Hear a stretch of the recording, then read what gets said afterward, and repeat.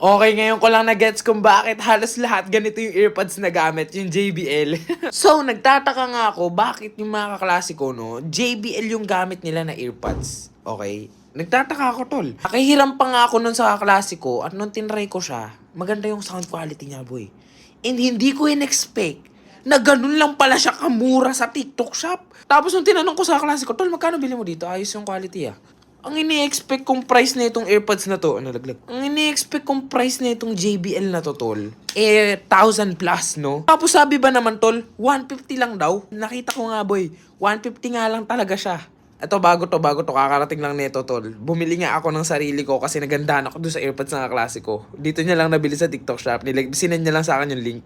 Hindi ako bayad para i-promote to, ah. Talagang nagandahan lang talaga ako sa kanya kasi ang ganda ng sound quality niya, boys. Buong buo yung bass, buong buo yung quality niya. Pero sobrang mura, tol. Nagulat talaga ako. Sobrang 150 lang, tol. JBL na. Ang dami talaga may ganito, tol. Halos lahat na nakikita ko kahit mga naka-iPhone, ganito gamit na AirPods, putik na yan. Hindi na ako nagulat. Ang daming sales eh. Ang daming sold. Oh my goodness. Ang perfect pa ng pagkapit niya, pre. Oh my goodness. Hindi siya masakit sa tenga, tol.